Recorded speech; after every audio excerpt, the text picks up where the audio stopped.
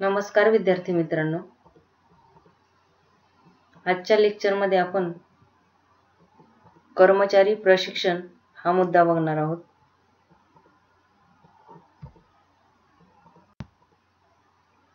कर्मचारी प्रशिक्षण, personal training. आता आपण कर्मचारी प्रशिक्षण हा मुद्दा बघण्या अगोदर कर्मचाऱ्याची निवड कशी केली जाते हे बघितलेलं आहे। त्याच्यानंतर कार्यविश्लेषण हा मुद्दा देखील बघितलेला आहे। आता कार्यविश्लेषणामध्ये कार्यवर्णन आणि कार्यविशेषीकरण या दोन संकल्पनांचा समावेश होतो आणि या ज्या प्रक्रिया आहे कार्यवर्णन आणि कार्यविशेषीकरण याच्या सहाय्याने कर्मचाऱ्याच्या कामांच्या गरजा, कर्मचाऱ्यांचे वैशिष्ट्यांचे विश्लेषण करता येतं आणि मग हे सगळं झाल्यानंतर योग्य कामासाठी योग्य व्यक्ती निवडणं काय सोपं होतं। त्यामुळं कर्मचारी निवडीस काय मदत होते। म्हणून उत्तमातील उत्तम कर्मचाऱ्याची निवड करणं हे जरी प्रत्यक्ष काम करताना सोपं वाटत असलं तरी सुद्धा कामाच्या ठिकाणी अनेक अडचणी निर्माण होऊ शकतात। कशामुळे तर सातत्याने बदलत जाणारे कामाचे स्वरूप असेल, त्यानंतर प्रगत तंत्रज्ञान, नवीन ज्ञान, नवीन कौशल्य, सतत होत जाणारे बदल, कामाचं स्वरूप या सगळ्या गोष्टींमुळे कर्मचारी प्रशिक्षण देण्याची गरज असते। आता आपण पाहतो केंद्रीय लोकसेवा आयोग असेल, राज्य सेवा आयोग असेल, अशा अनेक निवड मंडळांमार्फत ज्या परीक्षा घेतल्या जातात त्या परीक्षा घेतल्या जातात। त्यानंतर अगदी काटेकोर पद्धतीने उमेदवारांची निवड या परीक्षांच्या माध्यमातून होत असते। तरी सुद्धा या उमेदवारांची निवड केल्यानंतर त्यांना त्यांच्या कामाच्या स्वरूपानुसार 2-3 वर्षाचं प्रशिक्षण दिलं जातं। तुम्हाला माहिती आहे IAS IPS लोकांचं ट्रेनिंग असतं आणि मग या लोकांना प्रशिक्षण दिलं जातं आणि मग एखाद्या अधिकाऱ्याच्या देखरेखीखाली वर्षभर सहाय्यक म्हणून कार्य किंवा काम करायला दिलं जातं आणि नंतरच त्या लोकांवर महत्त्वाची जबाबदारी सोपविली जाते। आणि या उदाहरणावरूनच तुम्हाला कर्मचारी प्रशिक्षणाची गरज काय असते हे लक्षात येईल। आता बकले आणि केपल यांनी 2007 मध्ये प्रशिक्षणात एखाद्या विशिष्ट कामासाठी आवश्यक असणाऱ्या वर्तन प्रणाली, कौशल्य आणि संकल्पनांचे ग्रहण इत्यादी गोष्टींचा समावेश महत्त्वाचा मानला आहे। या बकले आणि केपल यांनी शिक्षण म्हणजे काय आणि प्रशिक्षण म्हणजे काय या दोन्ही संकल्पना सविस्तर विशद केलेल्या आहेत, त्या बघूया आपण। आता बकले आणि केपल यांच्या मते शिक्षण म्हणजे काय तर शिक्षण हे व्यक्तिकेंद्रीय असतं असं त्यांचं मत होतं आणि शिक्षणामध्ये ज्ञान संपादनावर भर दिला जातो, ज्ञान मिळवण्यावर भर दिला जातो। पण प्रशिक्षणामध्ये कौशल्य संपादनावर भर दिला जातो किंवा कौशल्याची वाढ होण्यावर भर दिला जातो। हा शिक्षण आणि प्रशिक्षण यामध्ये महत्त्वाचा फरक या दोन व्यक्तींनी सांगितलेला आहे। आता हे जरी शिक्षण आणि प्रशिक्षण या संकल्पनांमध्ये जरी भेद दिसून आला तरी सुद्धा या संकल्पना आपल्याला वेगळ्या करता येणं शक्य नाही। म्हणजे आपण या शिक्षण आणि प्रशिक्षण या एकाच नाण्याच्या दोन बाजू आहेत असं आपण म्हणू शकतो। उदाहरणच बघायचं झाल्यास तुम्हाला एखादं वाहन चालवायचं शिकायचं आहे तर फक्त वाहनाचे कार्य कसे चालते हे समजून चालणार नाही, तर तुम्हाला काय वाहतुकीची संबंधित विविध चिन्ह माहिती पाहिजे, नियम माहिती पाहिजे। मग हे सगळं करण्यासाठी तुम्हाला प्रशिक्षणाबरोबर शिक्षण सुद्धा आवश्यक आहे, हे या उदाहरणावरून आपण बघू शकतो। आता प्रशिक्षण जे आहे ट्रेनिंग त्याचे 3 प्रकार पडतात साधारणतः। पहिलं म्हणजे औपचारिक प्रशिक्षण, दुसरं म्हणजे अनौपचारिक प्रशिक्षण आणि तिसरं जे आहे प्रकार तो म्हणजे कार्यरत प्रशिक्षण। आता सविस्तरपणे बघूया आपण हे सर्व प्रकार काय आहेत ते। आता औपचारिक शिक्षण, आता औपचारिक शिक्षण जे आहे त्याच्यामध्ये प्रशिक्षणाचे काळजीपूर्वक नियोजन केलेलं असतं, निश्चित उद्दिष्ट ठरवलेली असतात, प्रशिक्षणाचा आशय, प्रशिक्षण देण्याची साधने आणि माध्यमे देखील ठरवलेली असतात. दुसरा जो प्रकार आहे तो म्हणजे अनौपचारिक प्रशिक्षण.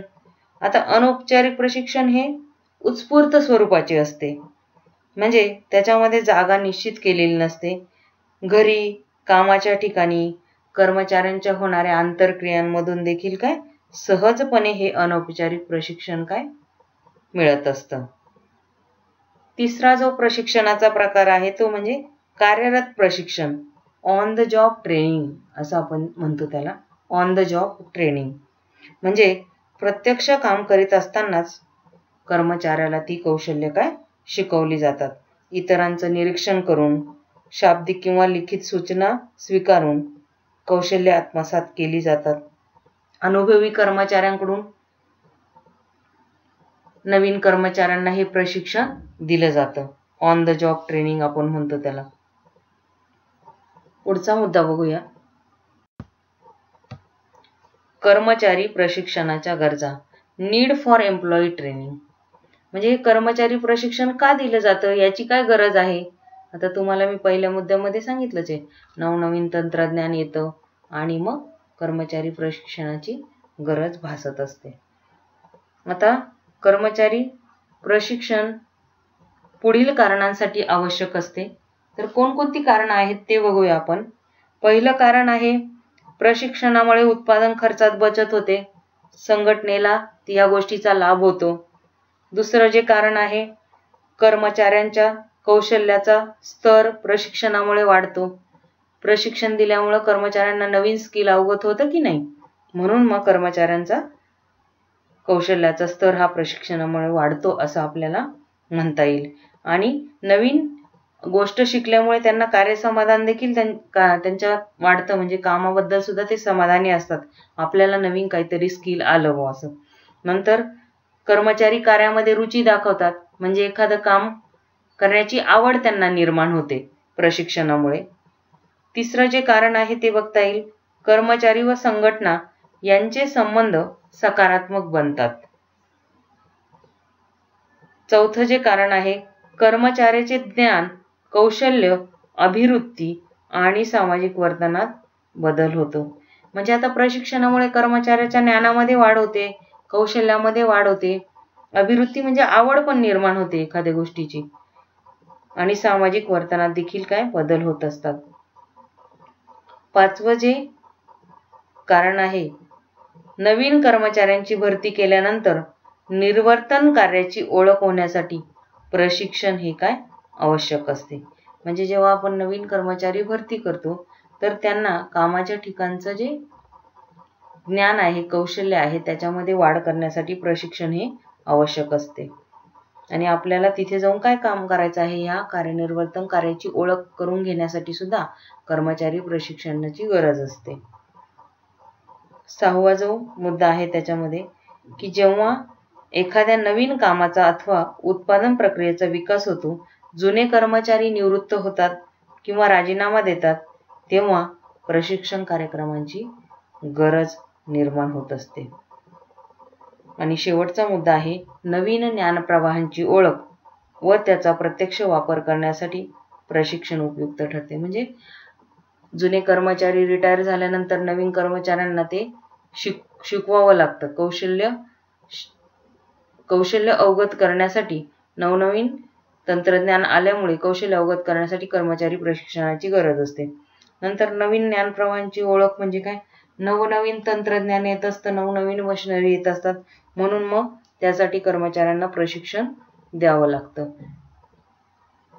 या मुद्द्यांवरून आपलं असं लक्षात येईल की कर्मचारी प्रशिक्षणाची गरज का असते. पुढचा मुद्दा बघूया. प्रशिक्षणातील मानसशास्त्रीय तत्वे, सायकोलॉजिकल प्रिन्सिपल्स इन ट्रेनिंग.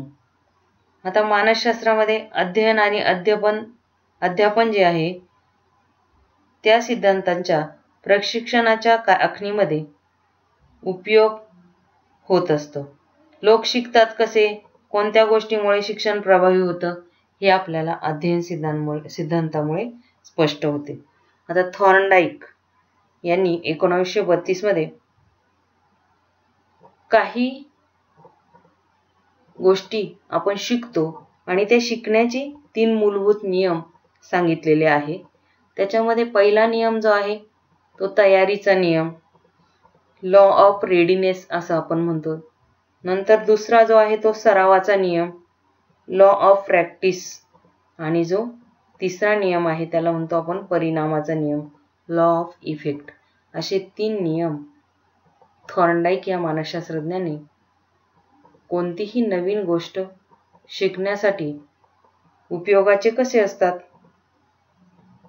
याबद्दल त्याने सविस्तर असं विवेचन केलेलं आहे. आपण सविस्तर चर्चा करूया. तर पहिला नियम जो आहे तो तयारीचा नियम, लॉ ऑफ रेडीनेस.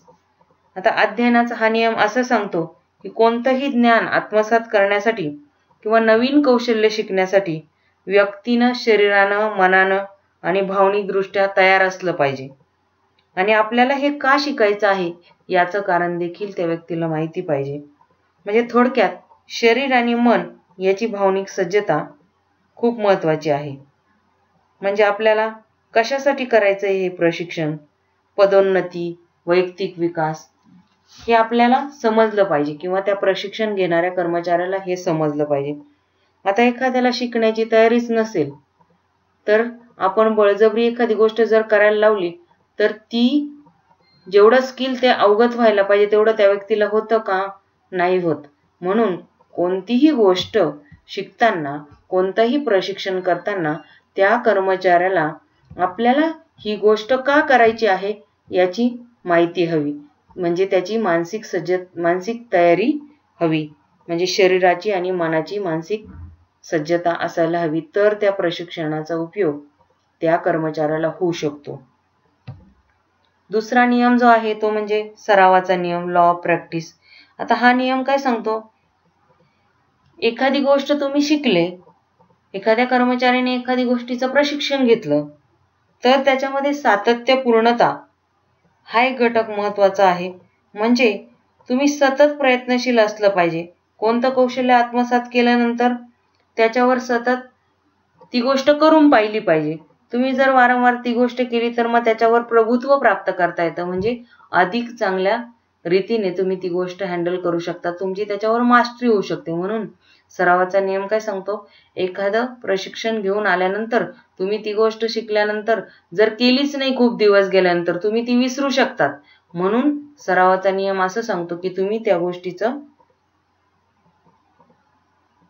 कोणती गोष्ट शिकून आल्यानंतर त्या गोष्टीमध्ये सातत्य ठेवणं काय आवश्यक आहे.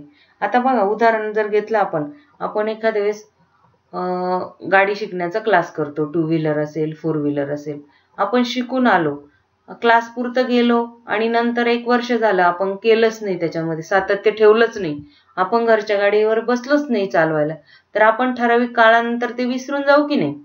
म्हणून मग सरावाचा नियम हा असं सांगतो की कर्मचाऱ्यांनी प्रशिक्षण घेतल्यानंतर त्याचा सराव करणं हे आवश्यक आहे.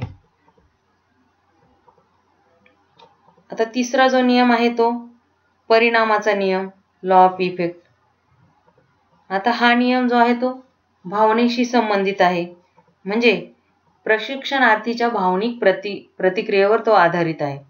म्हणजे एखादा कर्मचारी प्रशिक्षण केलं, एखादं प्रशिक्षण त्याने, तर त्याला जर खूप समाधान वाटलं, आनंद वाटला, तर त्याचं धनप्रवालनात रूपांतर होतं आणि त्याला स्वतः आंतरिक प्रेरणा निर्माण होते आणि त्या गोष्टीची पुनरावृत्ती होते. म्हणजे तो ती गोष्ट परत परत करून बघतो. म्हणजे चांगले परिणाम जर दिसून आले तर ती व्यक्ती वारंवार करत असते. म्हणून त्याला परिणामाचा नियम असं म्हटलेलं आहे. म्हणून धनप्रवालनामध्ये त्याचे रूपांतर होऊन त्याला आंतरिक प्रेरणा निर्माण होते आणि मग अध्ययनाची पुनरावृत्ती होण्याची संभाव्यता वाढते. आवड निर्माण होते मग त्या व्यक्तीला, आपल्याला यायला लागलं बुवा कोणतं पण स्किल असं. आता या सगळ्या गोष्टींबरोबरच प्रशिक्षणार्थी जे आहे त्याच्यामध्ये बोधनिक क्षमता असणं आवश्यक आहे, वैयक्तिक ध्येय पण असणं आवश्यक आहे, त्याच्याकडे आत्मविश्वास असला पाहिजे, म्हणजे एखादं कार्य करण्यासाठी स्वतःवरची श्रद्धा किंवा खात्री त्या व्यक्तीकडे असली पाहिजे. प्रशिक्षणात सहभागी होण्यासाठी शिकण्याची प्रेरणा देखील त्या व्यक्तीकडे असलं पाहिजे. ज्ञान, कौशल्य आणि क्षमतांचा वापर करण्याची प्रेरणा, प्रशिक्षणातून होणारे फायदे, या सगळ्या गोष्टी त्या व्यक्तींना कळाल्या पाहिजे. म्हणून प्रशिक्षणार्थीच्या या ज्या वैयक्तिक वैशिष्ट्ये जे आहे त्याचा प्रशिक्षणाच्या यशामध्ये फार मोठा वाटा असतो, असं अनेक मानसशास्त्रज्ञांना कळून आलेलं आहे. आता सालास आणि ब्रोअर्स यांनी अध्ययनाचा अनुभव विस्तारित करण्यासाठी प्रशिक्षणाची तयारी कशी असली पाहिजे याचे 4 विभाग पाडलेले आहे. त्याच्यामध्ये पहिला मुद्दा ते सांगतात, जे शिकायचे आहे त्याविषयी माहिती किंवा संकल्पना सादर करणे, म्हणजे प्रशिक्षणाची उद्दिष्ट काय आहे हे सगळं त्या प्रशिक्षणार्थ्यांना सांगणं आवश्यक आहे. नंतर दुसरा जो मुद्दा आहे, माहिती, कौशल्य आणि क्षमतांची प्रात्यक्षिकं दाखवली पाहिजे. तिसरा मुद्दा आहे, कौशल्यांच्या सरावाची संधी देणं. फक्त शिकून काही उपयोग होतो का, तर त्यांना सरावाची संधी दिली पाहिजे. त्यांनी ते काम जर प्रत्यक्ष करून बघितलं तर ते व्यक्ती विसरत नाही. चौथा जो मुद्दा आहे, सरावादरम्यान किंवा सरावानंतर चूक काय आणि बरोबर काय याविषयी माहिती देणे. Feedback to trainee by trainer, म्हणजे नवीन गोष्ट शिकण्यासाठी कौशल्य शिकत असताना जर ज्या चुका झाल्या त्याच्याबद्दल दुरुस्त्या करणं आवश्यक असतं. बऱ्याच वेळा काय होतं, प्रशिक्षणार्थीला आपण कुठे चुकतो हेच कळत नाही, म्हणजे त्यांना असं वाटतं की आपल्या कृती सर्व बरोबर आहे असं तो गृहीत धरतो. म्हणून प्रशिक्षणार्थी जो आहे तो कुठे चुकतो हे जे ट्रेनर आहे त्यांनी जर सांगितलं तर मग प्रशिक्षणाची यशस्वीता या गोष्टींवर देखील अवलंबून असते आणि प्रशिक्षण चांगलं यशस्वी होऊ शकतं. पुढचा मुद्दा बघूया, अध्ययन शैली. आता प्रशिक्षणाची पूर्वतयारी करत असताना कुठकुठल्या अध्ययन शैली योग्य असतील याच्यावरती मानसशास्त्रज्ञांनी विवेचन केलेलं आहे. आता वेगवेगळ्या लोकांना वेगवेगळ्या अध्ययन शैली उपयोगाची ठरतात. पहिला आहे कृतिशील, ऍक्टिव्हिस्ट म्हणतो आपण त्याला, म्हणजे ह्या व्यक्तींना कामाच्या अनुभवामध्ये समाविष्ट व्हायला आवडतं, नवनवीन अनुभवाचा आनंद घ्यायला आवडतं. म्हणून या कर्मचाऱ्यांना मेंदूमंथन असेल, समस्या निराकरण, समूह चर्चा आणि भूमिका वठवणे या प्रकारची प्रशिक्षणाची तंत्रे उपयुक्त ठरत असतात. दुसरी जी अध्ययन शैलीचा प्रकार आहे ते उपयुक्तवादी, प्रॅग्मॅटिस्ट. कामाच्या ठिकाणी कार्यरत असताना तंत्रे, सिद्धांत आणि संकल्पनांचा या व्यक्ती काय अवलंब करत असतात. आता या व्यक्ती वास्तववादी असतात. समस्या सोडवण्यात त्यांना आनंद मिळत असतो, त्यांना त्याच गोष्टी करणं आवडत नाही. म्हणून त्या व्यक्तींना किंवा या कर्मचाऱ्यांना व्यक्तिवृत्त अभ्यास पद्धती, समस्या निराकरण कृती आणि चर्चा पद्धती अशा प्रकारची प्रशिक्षण तंत्रे उपयुक्त ठरत असतात.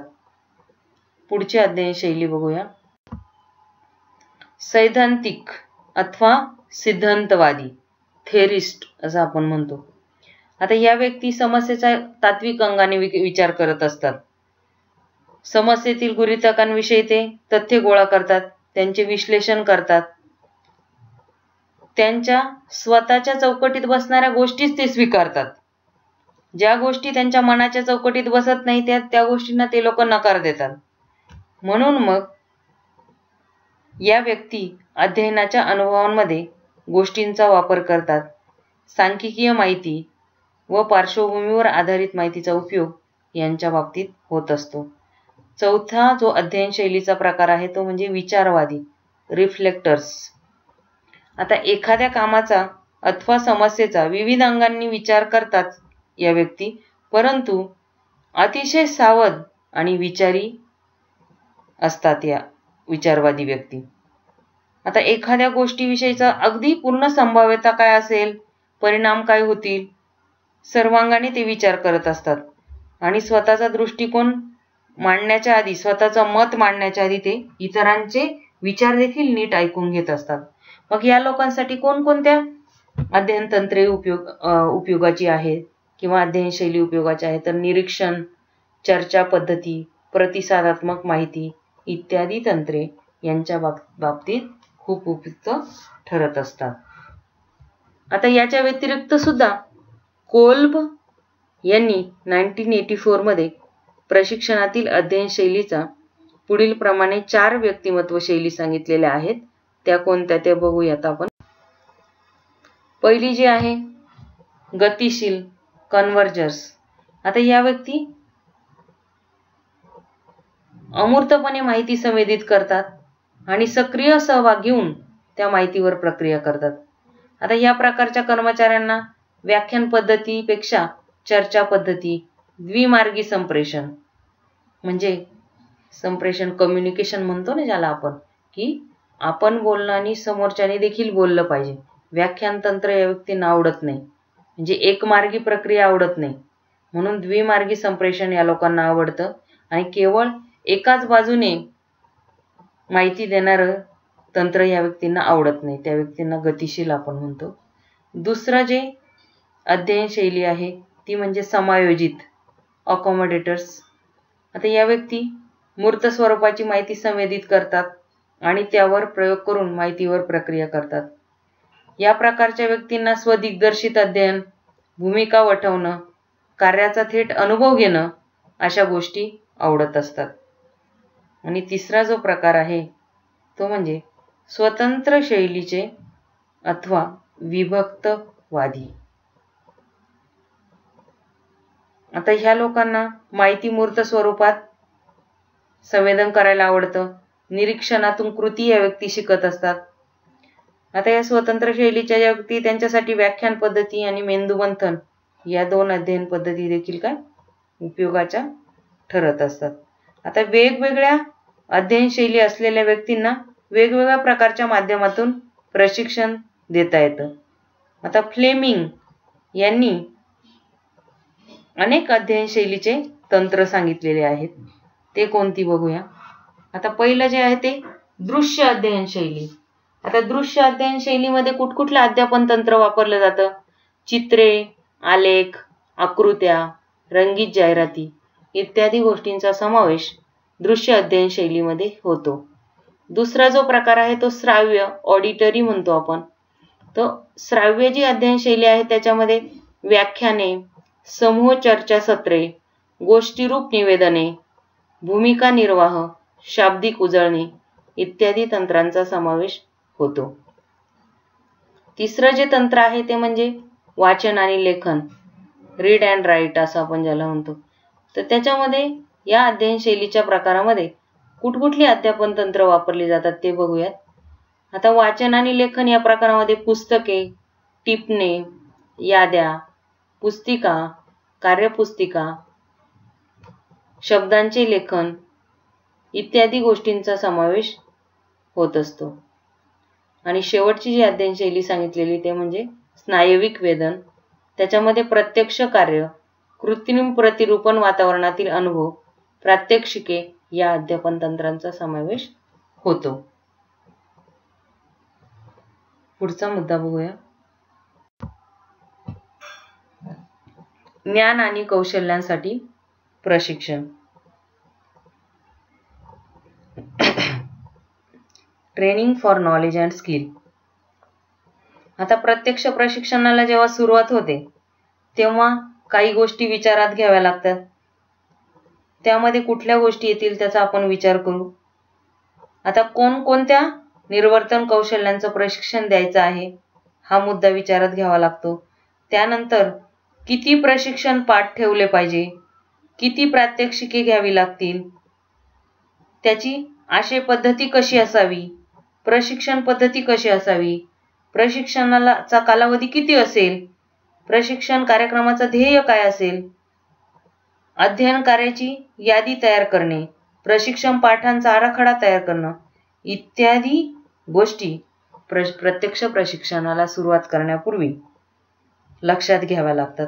आता त्याच्याबरोबर दुसऱ्याही गोष्टी आहेत, जसं प्रशिक्षणार्थीची अभिरुची टिकून ठेवणं, म्हणजे लोकांना बोर पण नाही व्हायला पाहिजे कर्मचाऱ्यांना, म्हणून अभिरुची टिकून ठेवणं. त्याच्यानंतर अतिरिक्त मानसिक व शारीरिक थकवा नाही आला पाहिजे, त्यांच्या मेंदूला पण व्यवस्थित खाद्य पुरवलं गेलं पाहिजे आणि आवड त्याच्यातून निर्माण झाली पाहिजे. ह्या गोष्टी प्रशिक्षण कार्यक्रमाला सुरुवात करण्यापूर्वी लक्षात घ्याव्या लागतात. आता पहिला मुद्दा आहे प्रशिक्षण तंत्राची निवड करणं, चूजिंग ट्रेनिंग टेक्निक. आता सुयोग्य तंत्राची निवड करणं हा प्रशिक्षणाचा अत्यंत महत्त्वाचा घटक मानला जातो. आता आपण अध्ययन शैली त्याचा विचार केलाच. आता वेगवेगळे लोक असतात, वेगवेगळे व्यक्तिमत्व प्रकार पाहिले, वेगवेगळे व्यक्ती तितक्या प्रवृत्ती म्हणतो आपण. मग वेगवेगळ्या व्यक्ती असतात, त्यांना वेगवेगळ्या अध्ययन शैली आवडतात. म्हणून प्रशिक्षणामध्ये तंत्र निवड करणं ही फार मोठी आणि महत्त्वाची गोष्ट आहे. आता त्यामध्ये मार्गदर्शक चर्चा, प्रश्न उत्तरांचे सत्र, चित्रफित दाखवणं इत्यादी तंत्रांचा देखील वापर आपण करू शकतो. पुढचा मुद्दा बघूया. ज्ञान आणि कौशल्य विकासासाठी तंत्रे. आता औद्योगिक मानसशास्त्राच्या क्षेत्रामध्ये वापरली जाणारी विविध प्रशिक्षण तंत्रे जी आहेत ते प्रशिक्षक आणि प्रशिक्षणार्थी या दोहोंच्याही प्रशिक्षणासाठी उपयोजिली जातात. आता त्याच्यामध्ये वेगवेगळ्या तंत्रांचा समावेश होतो, जसं व्याख्यान तंत्र, वर्तन प्रतिरूपण तंत्र, अशा अनेक तंत्रांचा समावेश ज्ञान आणि कौशल्य विकासासाठीची जी तंत्र आहे त्याच्यामध्ये होतो. त्याच्यामध्ये पहिलं तंत्र बघूया, व्याख्यान तंत्र, लेक्चर. आता एखादा मुद्दा घेऊन त्याच्यावर मौखिक पद्धतीने भाषण किंवा संभाषण या माध्यमातून माहिती सादर करणं याला आपण व्याख्यान तंत्र म्हणतो. आता व्याख्यानाद्वारे प्रशिक्षणार्थींसमोर काही मुद्दे मांडले जातात आणि मग प्रशिक्षक अत्यंत काळजीपूर्वक आणि उत्तम प्रकारे त्याची तयारी करत असतो. अधिकाधिक मुद्द्यांचं सादरीकरण करतो आणि व्याख्यानांमधून श्रोत्यांचं उद्दीपन होतं आणि मग त्यांच्या ठिकाणी जोश आणि स्फूर्ती निर्माण होत असते. म्हणून व्याख्यान तंत्र हे ज्ञान आणि कौशल्य विकासासाठीच्या तंत्रामधलं अत्यंत असं महत्त्वाचं तंत्र मानलं जातं. दुसरं जे आहे सपरीक्षक तज्ज्ञ चमूची चर्चा. आता कामाच्या ठिकाणी सपरीक्षक म्हणून काम करणाऱ्या काही तज्ज्ञांना आमंत्रित केलं जातं आणि त्यांना एखादा मुद्दा किंवा विषय दिला जातो आणि त्यावर प्रशिक्षणार्थींसमोर चर्चा करायला सांगितलं जातं. असं या सपरीक्षक तज्ज्ञ चमूची चर्चा या तंत्राचं स्वरूप आहे. आणि मग चर्चेसाठी घेतलेला मुद्दा केंद्रभागी राहील हे महत्त्वाचं असतं. नाहीतर काय होतं, भलत्याच दिशेने चर्चा भरकटत जाते. तसं व्हायला नको. ज्या मुद्द्यावर चर्चा होणं आवश्यक आहे हे या तज्ज्ञ लोकांनी लक्षात ठेवणं अत्यंत आवश्यक आहे. कारण जी गोष्ट त्या कर्मचाऱ्यांना मिळायला पाहिजे त्या चर्चेतून ती मिळायला हवी. नाहीतर मग मुद्दा भरकटत गेल्यानंतर त्या प्रशिक्षणाचं ते अपयश म्हणावं लागेल. तिसरा जो मुद्दा आहे त्याच्यामध्ये सोदाहरण सादरीकरण, डेमॉन्स्ट्रेशन म्हणतो आपण याला. आता या निर्वर्तन कौशल्यामध्ये प्रशिक्षण द्यावायचे आहे त्याच्यामध्ये तज्ज्ञ व्यक्तींमार्फत प्रशिक्षणार्थींसमोर काही कृती करून दाखवली जाते आणि मग प्रशिक्षणार्थींकडून त्याची प्रत्यक्ष पुनरावृत्ती करून घेतली जाते. असं या तंत्राचं वैशिष्ट्य आहे. पुढचं तंत्र बघूया, प्रश्नोत्तर तंत्र, क्वेश्चन आन्सर. आता प्रशिक्षित झालेल्या विशिष्ट मुद्द्याचे स्पष्टीकरण मिळवण्याच्या हेतूने शिकवलेला भाग किती समजला कर्मचाऱ्यांना याचा जेव्हा आपण फीडबॅक घेतो, प्रतिवरण घेतो, तेव्हा प्रशिक्षणार्थ्यांना प्रश्न विचारून त्याचं उत्तर मिळवणं हे या तंत्राचं स्वरूप आहे. म्हणजे प्रशिक्षणार्थींना प्रश्न विचारले जातात जे कर्मचारी प्रशिक्षणात सहभागी झालेले आहे आणि मग त्यांच्याकडून जो फीडबॅक मिळतो तर मग त्याच्यावरून प्रशिक्षण जे आहे ते आपण काय म्हणतो सक्सेसफुली झालेलं आहे की नाही याचा अंदाज आपल्याला घेता येतो. पाचवा जो मुद्दा आहे तो म्हणजे व्यक्तिवृत्त, केस स्टडी. आता या तंत्रानुसार विशिष्ट कर्मचाऱ्याच्या निर्वर्तनाविषयी सविस्तर माहिती मिळवली जाते. कर्मचाऱ्याला कामाच्या ठिकाणी प्रत्यक्ष काम करताना कोणकोणत्या समस्या उद्भवू शकतात. प्रत्यक्ष पण आणि गृहीत पण त्या समस्या असू शकतील. याचं सविस्तर ज्ञान प्रशिक्षणार्थींना मिळावं म्हणून या व्यक्तिवृत्त पद्धतीचा प्रशिक्षणामध्ये उपयोग हा केला जातो. कार्यसमस्येचं प्रत्यक्ष विश्लेषण केलं जातं आणि मग त्याच्यावर सुयोग्य उपायात्मक कृती आराखडा सुचवण्यासाठी व्यक्तिवृत्त पद्धती कधी वैयक्तिक पातळीवर तर कधी सामूहिक पातळीवर देखील उपयोगाची ठरत असते. पुढचा जो मुद्दा आहे तो गटचर्चा, डिस्कशन ग्रुप. आता प्रशिक्षणार्थी कर्मचाऱ्यांचे छोटे छोटे समूह तयार केले जातात आणि मग प्रत्येक गटाला विशिष्ट कार्यनिर्वर्तन विषयक समस्या दिली जाते आणि मग त्याच्यावर मत प्रदर्शित करायला सांगितलं जातं.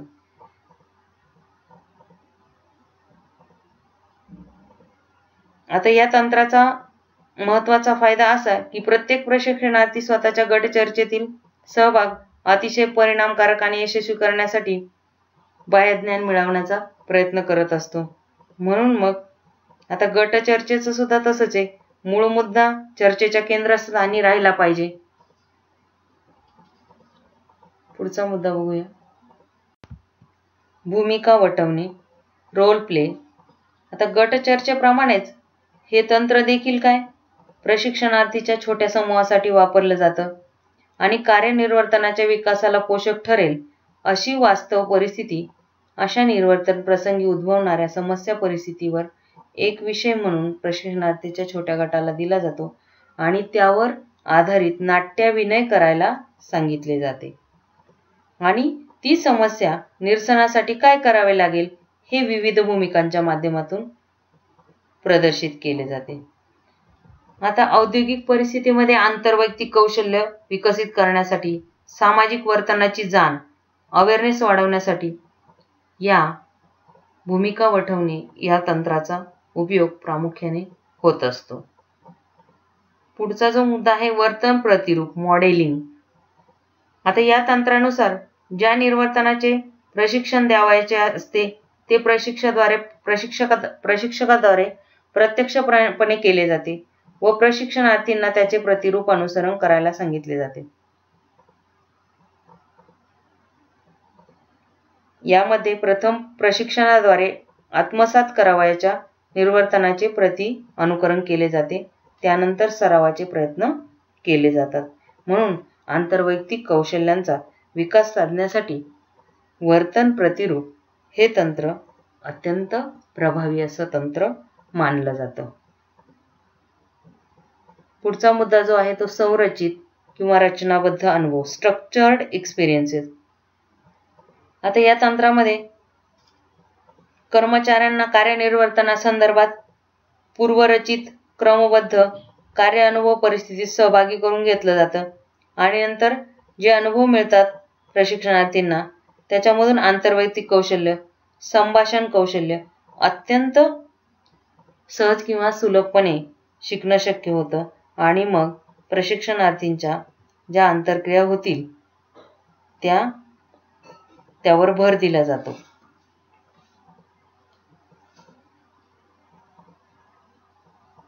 पुढचा मुद्दा बघूया.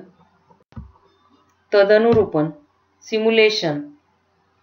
आता वास्तव कार्यपरिस्थितीमध्ये गुणवैशिष्ट्यांनी युक्त अशी परिस्थिती निर्माण करून ती प्रशिक्षणार्थीला अनुभवायला देणे असे या तंत्राचे स्वरूप असते.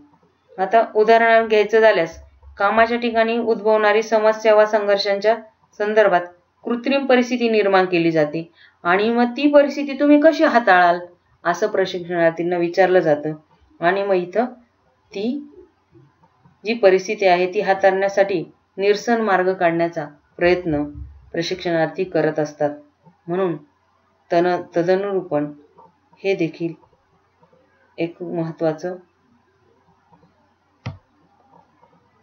मुद्दा आपल्याला म्हणता येईल.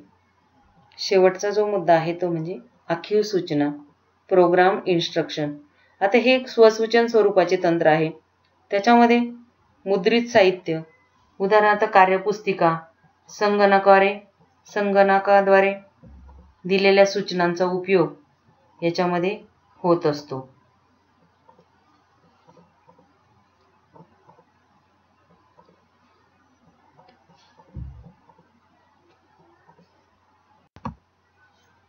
अशा प्रकारे आज आपण कर्मचारी प्रशिक्षण म्हणजे काय, कर्मचारी प्रशिक्षणाच्या गरजा काय आहेत आणि प्रशिक्षणामध्ये कुठकुठल्या मानसशास्त्रीय तत्वांचा समावेश होतो हे आपण बघितलेलं आहे. त्याचबरोबर अध्ययनशैलींचे प्रकार, अध्यापन तंत्र, वेगवेगळ्या प्रशिक्षण पद्धती या सर्वांचा अभ्यास आपण आजच्या लेक्चरमध्ये केलेला आहे. पुढच्या लेक्चरमध्ये आपण प्रशिक्षण कार्यक्रमांचे मूल्यमापन हा मुद्दा बघणार आहोत. थँक्यू.